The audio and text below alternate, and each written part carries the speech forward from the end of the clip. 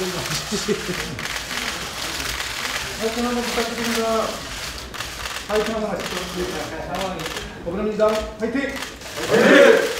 네, 먼저 지금 안타까운 원시적인 사고로 인해서 이 철거 건물이 지나가는 시내버스에서 많은 인명 피해를 난 이 광주 사건에서 너무 안타까운 생각이고 희생자의 명복을 빌고 유가족들을 위로드리겠습니다. 대통령께서도 발표가 있었습니다만 이러한 이 원시적 사고가 어떻게 가능했는지 여러 가지 철저한 조사와 책임 규명이 필요할 것 같습니다. 여기 계신 시도지사님께서도 해당 행정구역에 대한 이러한 공사 현장과 철거 현장에 대한 철저한 점검을 통해서 이러한 사태가 발생하지 않도록 직접 다 한 번씩 점검을 해주실 것을 부탁드리겠습니다. 이렇게 귀하신 우리 지방정부 대표님들을 당에 모시게 되었습니다. 당 대표 취임 이후 한 달 만에 모셨습니다. 저도 아시다시피 인천 광역시장을 역임한 광역자치단체장 출신 당 대표로서 누구보다도 우리 지방정부 대표님들의 애로점과 어려움을 잘 알고 있습니다. 저희 당 입장에서 항상 일선 현장에서 풀뿌리 행정을 담당하고 계시는 우리 광역자치단체장들의 지혜와 여러 경험들을 수렴하고 또 중앙정부의 건의사항을 잘 체크해서 해당 장관과 청와대 연결하는 역할을 하도록 하겠습니다. 백신이 상당히 좀 문제가 있었습니다만 이제 예약보다 신뢰가 높아져서 백신 접종 예약률도 높아지고 그래서 일시적으로 그냥 공급 물량을 막 다시 조정해야 될 정도로 이 신뢰가 높아지고 있는 것은 너무나 다행스러운 일입니다.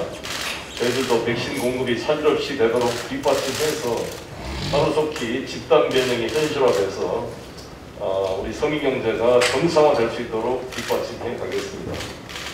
저희 당은 이제 6월 21일 광주 전남을 시작으로 예산 정책 협의를 시작합니다.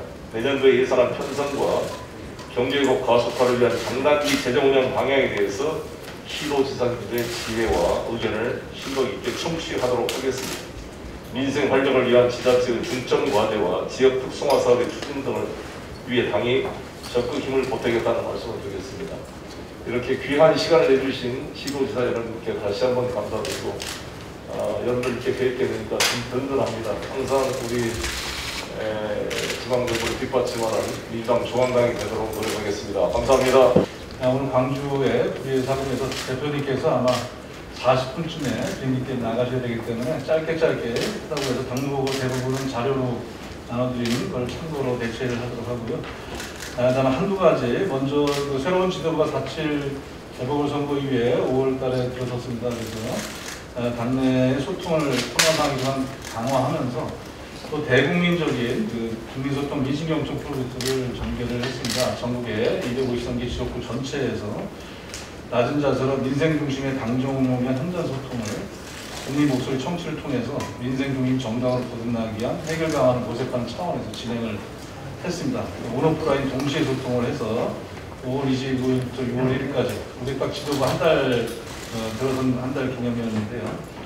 찾아가는 민주당을 현장 소통해서 파라솔 강사도 했고 화상도 했고 찾아도 갔고 모시게 돼서 전체 454회 간담회를 진행했습니다. 총 간담회는 1068회가 됐고요. 비례대표는 분야별 19개의 분야별로 35회 간담회를 진행했고 지역과 온라인에서 설문을 받았는데 당원과 일반 국민 합쳐서 5만 2천이 넘는 많은 분들이 설문에 직접 응해 주시기도 했습니다. 이것을 근거로 해서 국민소통 민심경청 프로젝트를 강 대표께서 지난 6월 1일 날 대국민 보고를 했습니다. 그래서 이 자리에서 저희가 반성과 성찰과 사과하고 앞으로 가야 할 방향을 제시했고요.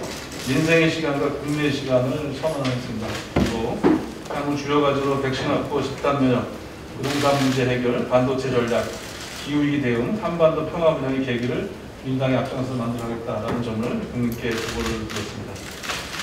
추가로 두 번째 보고 드리면 그저께 국민권익위의 그 부동산 거래 전수조사 결과가 있었습니다. 저희 당이 지난 시기에 전체 의원들에 대한 전수조사를 국민권익위에 입장을 밝혔고 신청하면서 이루어진 조사 결과가 나왔기 때문에 이 부분에 대해서 권익위의 결과를 받아서 당에서는 여러 가지 많은 놀라운 고통과 아픔이 있었습니다만 거기에 따라서 당에서는 국회의원 12명에 대해서 전원 8당 권유하고 비례대표 출당을 권유하는 이런 결정을 하게 됐다는 점을 간단히 보고를 드리겠습니다. 마지막으로 백신 캠페인을 국회의원 전체와 또 지방의원 전체가 지난 시기부터 참석해서 백신 캠페인을 국민 속에서 정부에서 큰 성과를 거두고 있다는 것도 아울러 보고드리도록 하겠습니다. 이상입니다. 네, 오늘 민생경제 활성화 방안 및 예산 정책 협의 간담회 참석해 주신 당 소속 시도지사님께 감사 말씀드립니다. 우리 경제 지난 1분기 경제 성장률 1.7% 성장에 코로나19 발생 전에 경제 규모를 회복하는 거시 경제가 빠르게 회복되고 있습니다. 하지만 가계와 시장 등 민생 현장에서는 이러한 경제 회복에 온기가 닿지 못하고 있습니다. 현재 전국민 재난지원금, 손실보상지원 등 민생의 온기를 불어넣을 다양한 방안이 논의되고 있으며 전국민이 민생경제 회복을 체감할 수 있도록 민주당은 적극적인 추경과 법제 개선에 힘쓰겠습니다.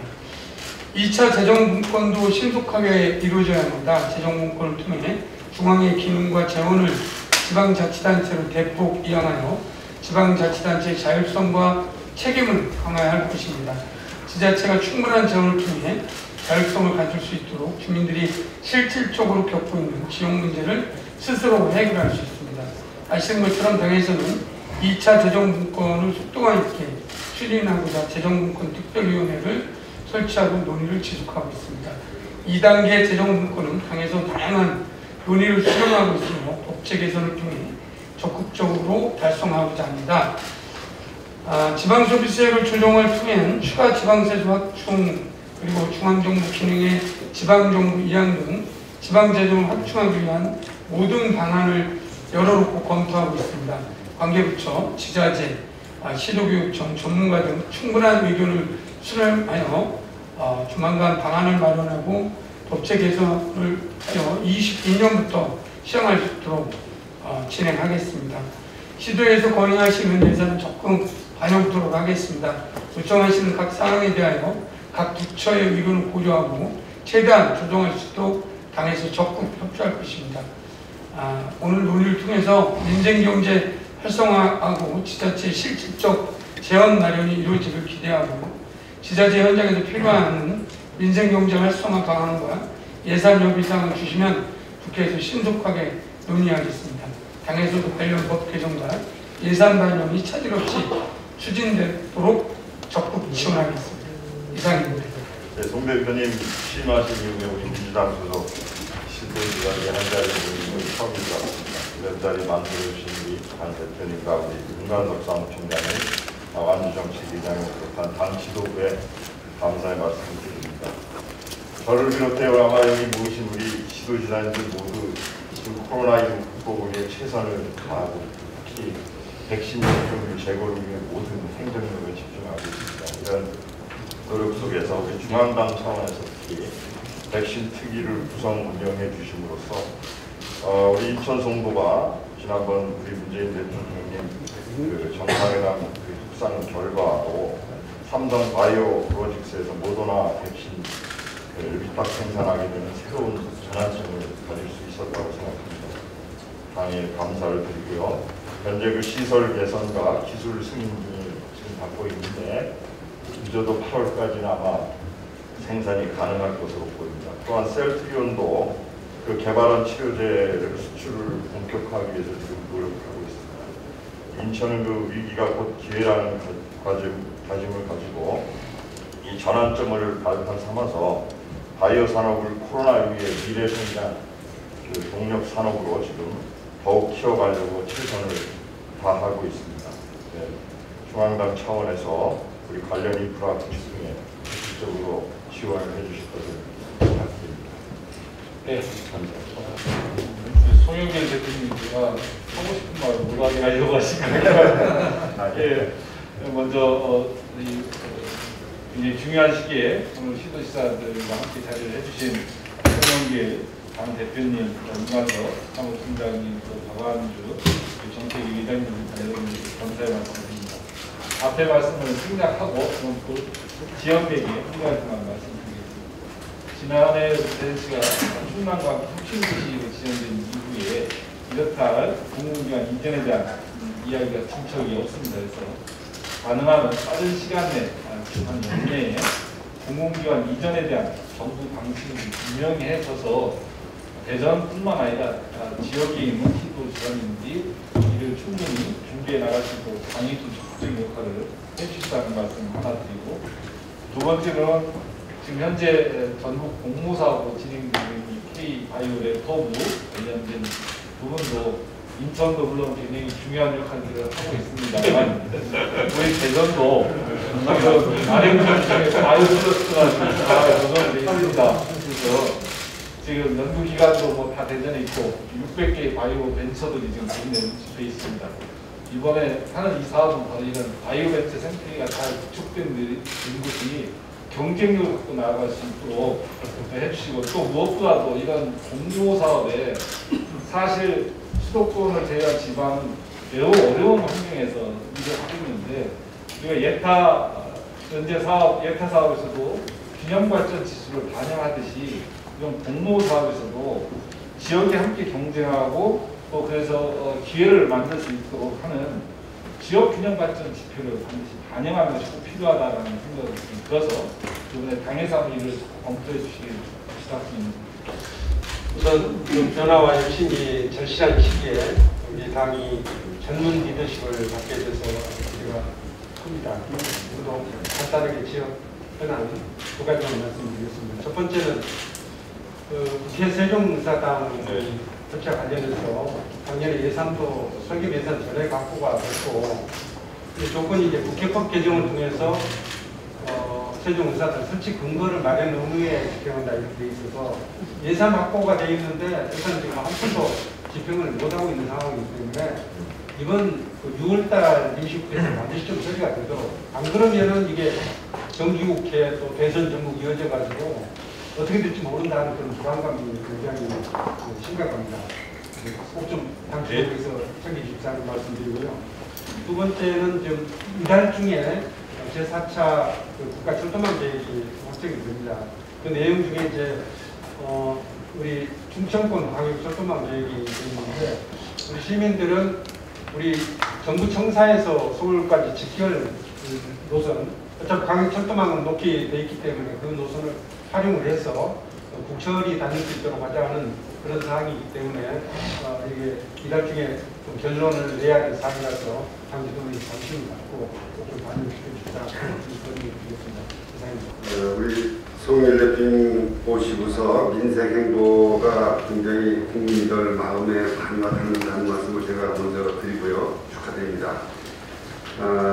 전에 오셨을 때 한번 건의드렸던 우리 충청권 광역 철도망 중에서 청주부신 통과, 그동안에 대표님께서 여러 번 언급을 해주셨고 많은 관심을 가지셔서 아주 감사드리는데 이제 곧 마무리 단계에 와 있습니다. 그래서 마무리 펀치 한번 알려주셔서 좀 알려주시라는 말씀을 드리고요.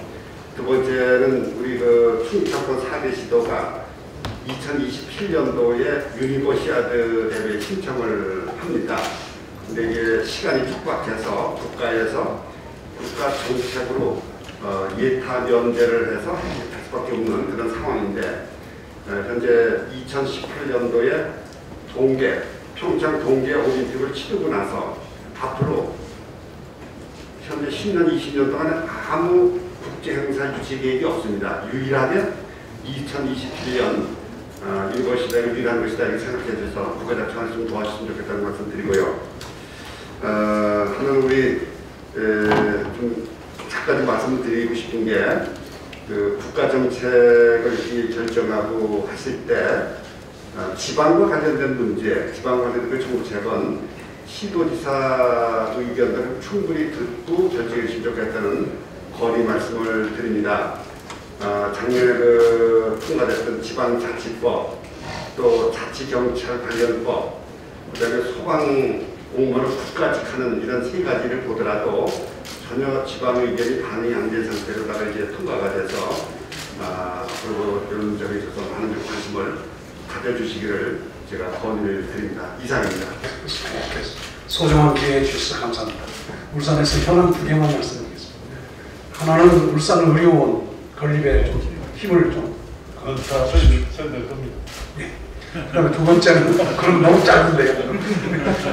V10 풍력 발전이 지난번 P4G 그 정상회의에서 대통령님께서 전 세계에 자랑하셨습니다. 앞으로 미래에 인류를 구할 새로운 에너지 자원이 될 거라고 말씀하셨는데 V10 풍력 발전이 이렇게 뻗어나가려면 이게 종합 지원 컴플렉스가 필요합니다. 종합 지원할 수 있는 해안가에 크지 않은 컴플렉스가 건립될 수 있도록 지원해 주시면 감사하겠습니다. 네, 먼저 우리 당의 이제 혁신과 개혁을 통해서 떠나가고 있는 우리 국민들의 신뢰와 지지를 회복하기 위해서 정말로 애쓰시는 우리 송영길 대표님 정말 고생 많으십니다. 당원의 한 사람으로서 진심으로 감사드립니다. 짧게 하라고 하니까 저도 짧게 말씀드리겠습니다.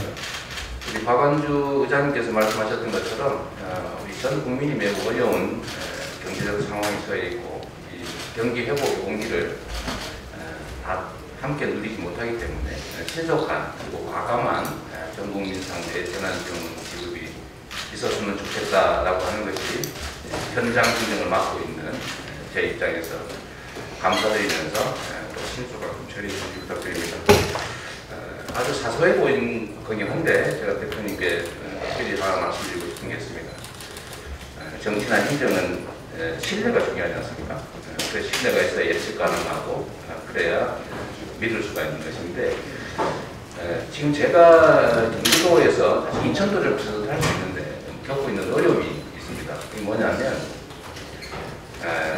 전에 그 전임 당 지도부에서 경기도 버스 요금 올리라 그래가지고 아니 수도권 한꺼번에 올려야지 경기도만 올리면 우리가 정치적으로 너무 어렵다 라고 했는데 제가 강권에 못 이겨가지고 어쩔 수 없이 저희만 올려가지고 지금도 계속 비난을 받고 있습니다.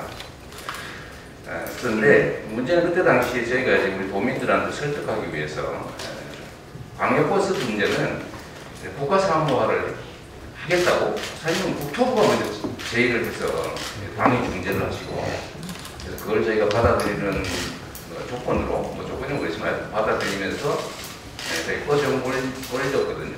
인상을 저희가 했는데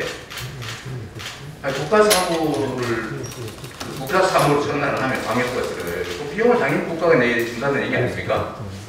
근데 그 후에 이제 태도를 바꿔서 저희가 우리 보고 50%를 내라 그러길래 아이고 뭐 정부도 어려운가 보다. 그리고 저희가 50% 수용을 했는데 50%도 못 주겠으니까 우리 보고 70%를 내라고 지금 그 국토부가 50% 부담을 올렸는데 기재부가 그걸 삭감을 했어요. 그래서 제가 이게 액수는 진짜 얼마 안 됩니다. 수십억 정도.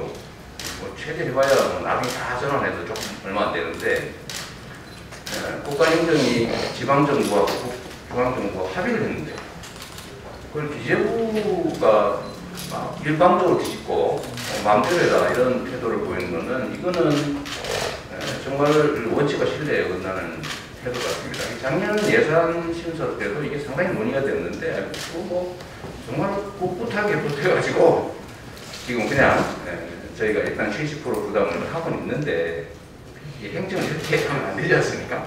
이거는 이번 그 정부 예산 편성 때 원칙대로 약속한 대로 합의한 대로 지켜줄 수 있도록 정말 액수 얼마 안 되는 말씀드려 죄송한데 원칙에 가는 것이어서 답변 좀 부탁드립니다. 네, 존경하는 송영길 대표님, 최근에 부동산과 관련해서 12분의 의원들에 대한 당의 탈당, 출당 조치가 아주 잘 됐다. 저는 이렇게 생각합니다. 저는 아무 관계가 없는데도 잘했다는 격려 문자를 몇 통 받았습니다. 대표께서 우상호 의원께 전화 통보를 할 때 제가 그 앞에 있었습니다. 아마 큰 고통이 있으셨을 텐데 좋은 결정을 내려주셔서 고맙습니다. 앞으로도 우리 민주당이 내로남불 소리를 듣는 일이 없도록 하겠다는 상징적 약속을 국민들께 드린 것으로 보입니다. 고맙습니다. 저희 도에서 하는 사업 중에 당 정책으로 좀 받아들여 주셨으면 하는 사업이 있어서 특히 박완주 의장님께 보고를 드립니다. 취직 사회 책임제라는 것인데요. 젊은이들의 취직을 이 기업과 정부가 책임지자. 아주 간단한 정책입니다. 기업이 한 명의 직원을 고용하면 그 월급 중에 100만 원을 우리 강원도에서 드리는 겁니다. 근데 이게 저희가 10,000명을 모집했는데 15,000명이 지금 모집이 됐습니다. 그러니까 우리 강원도에 지금 5월달 실업자가 21,000명입니다. 그러니까 반 이상이 모집이 돼서 이게 저희도 폭발적인 반응을 보이고 있어서 고무가 돼 있고, 더 고무적인 것은 비정규직을 정규직으로 바꾸는 사례가 많이 있으나 700여 명이 되는데요.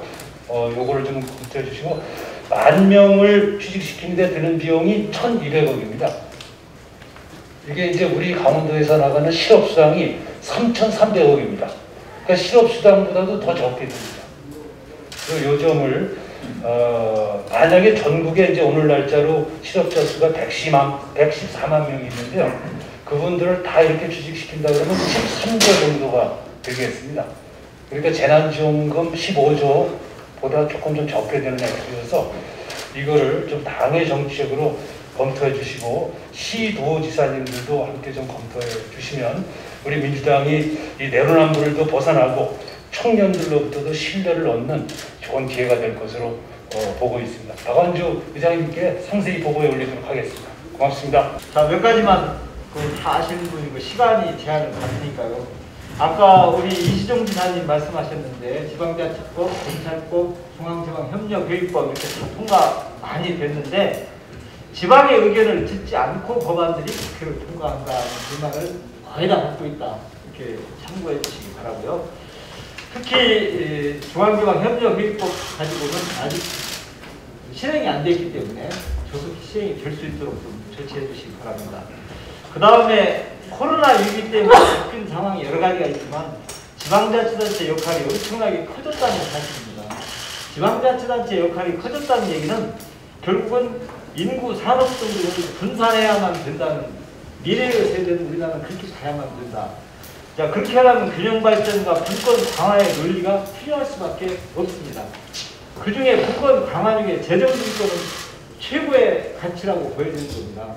그래서 지금 1단계, 2단계 재정분권 조치를 했는데 1단계 조치로서 보완장치까지 하면서 했어도 균형에 맞지 않아가지고 많은 불균형을 가지고 있습니다. 그래서 1단계 지금 규칙 3조 6천억 보전 문제도 해결을 하고 2단계 조치로 가주시기를 부탁드립니다. 2단계 조치도 많은 안이 있지만 그 구체적인 방안은 따로 말씀을 드리도록 하겠습니다.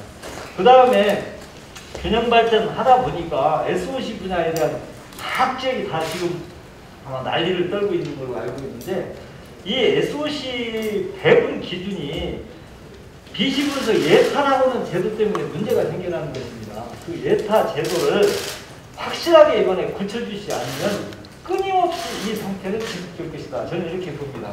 이번에 예타를 5월 말에 바꿨습니다. 표준 지침을. 바꾼 것이 더 나빠졌습니다. 제가 볼 때는. 무슨 얘기냐면 지금까지 8개 지표를 가지고 지역 낙후도 지수를 산정했는데 이 지표를 36개를 집어넣은 겁니다. 그러면 모든 정치를 다 감안을 하면 결국은 물타기입니다. 물타기가 되는 겁니다. 뭔가 낙후된 것을 찾아내서 그 지표만 해야 되는데 복지 분야, 교통, 사업, 교육, 문화 한 것이 다 집어넣으면 절대로 우회를 가져갈 수가 없다. 그래서 이 예타 표준 지침은 다시 바꿔야 된다 하는 말씀을 제가 드리고요. 그 다음에 이번에 SOC 배분하면서 대도시권 광역교통관리 특별법이라는 게 있습니다. 이게 또 문제가 되는 겁니다. 대도시에 들어가지보다는 광역시가 없는 지역은 끝없이 불균형으로 갈 수밖에 없습니다. 이 부분도 저는 강소도시권 교통시설 지원을 위한 별도의 특별법을 만들어야 된다는 주장을 지금 하고 있습니다. 그래서 국토부에도 제안을 하고 있는데 그래야 거룩한다. 그 말씀 드리고요. 또 2차 공공기관 이전에 관심들이 많으신데 다음 대선 때는 반드시 이 부분이 공약으로 산정이 돼야 됩니다. 왜냐하면 지금부터 하게 되면 기준을 만드는데 혼란이 올 수 있기 때문에 기왕이면 연구 좀 해서 대통령 공약으로 확실하게 해서 다음에는 각 지역이 고루 혜택을 받는 그런 제도가 됐으면 좋겠다. 여기까지만 말씀드리겠습니다. 아까 이재명 경기지사님께서도 말씀하셨습니다만 5차 재난지원금 지급 방안에 대해서는 전 국민 지급 대상이 될 수 있도록 적극 저는 찬성을 하고 건의를 드립니다. 지난 1차 때 전 국민 했고 특히 4차 때 전 국민이 아니냐 논란이 있은 이후에 일부 시도 그리고 특히 시군구에서 많은 시군구가 재난지원금을 지급한 바가 있습니다. 그래서 상대적으로 지급받지 못한 시군들에서 특히 상대적 박탈감이 대단히 큽니다. 그래서 이 문제를 해결하기 위해서는 정부가 이번에는 5차 재난지원금은 반드시 전 국민 대상이 되는 게 꼭 필요하다 이렇게 생각하고요. 그 다음에 지방재정 여건이 굉장히 어렵습니다. 국가는 빚을 져도 해결 방법이 있지만 지방은 지방채 발행해가지고 다른 방법이 갚을 방법이 없습니다. 그래서 전액 국비로 좀 해주시자는 말씀을 드리고요. 그 다음에 지역 사채로 지급해야 이게 선순환이 돼서 지역 경제가 살아난다는 그런 말씀 건의를 드립니다. 그 다음에 재정분권에 대해서 방금 송하진 전국시장님 말씀을 드렸습니다만 코로나 이후에 지방 재정이 특히 정말 비익빈 더 어려워지고 있습니다. 그래서 2018년도에 관계부처 합동으로 재정분권 추진 방안 회의를 하면서 원칙을 밝혔어요. 그때 뭐냐면은 재정분권 추진을 어느 지역도 지방재정제도 현 제도보다 불리해지는 경우가 없도록 하겠다. 현 제도보다 이익을 보는 게 아니라 현 제도보다 불리해지는 않도록. 그때 전환원도는 이 현재 균투 보전 3년 보전 없어지게 되면은 실제 이익을 본 게 아니라 마이너스 4천억입니다. 마이너스 4천억이 10년이면 4조라는 어마어마한 혜택을 보는 거 아니라 이게 있는 혜택이 없어지는 겁니다. 그래서 이런 부분은 2차 재난분권 할 때 꼭 함께 병행해서 이제 5년으로 돼야 된다. 1년 단위 사업밖에 지금 못하고 있습니다. 2년, 3년 지방하천이랄지 이런 부분 2년, 3년 해야 되는데 1년 단위 사업을 하고 있으니까 이건 정말 문제점이 많다고 생각합니다. 우리 존경하는 박완주 정책위 의장님 꼭 해결해 주시기를 어떤 말씀드립니다. 몇 가지만 간단히 말씀드립니다. 현재 정부에서 시행하는 제도 중에 하나가 사회보험료 지원이 있습니다. 두루두리 사업에 토건사를 일부 지원하는 건데 저는 이게 기한이 한정돼 있어서 그렇지 않게 굉장히 어려운 상황에 있는 소상공인에게 또 다른 고통을 안겨줬습니다. 그래서 사회보험료 지원 문제를 기한을 좀 연장하고 범위를 4대 보험으로 전체적으로 확대했으면 좋겠다. 그리고 권유 말씀드립니다. 이 문제는 4대 보험 전체를 확대하면서 강원도와 충청남도가 시행했는데 정부에서 적극 관심을 갖고 함께해 주시다 그런 말씀을 드립니다.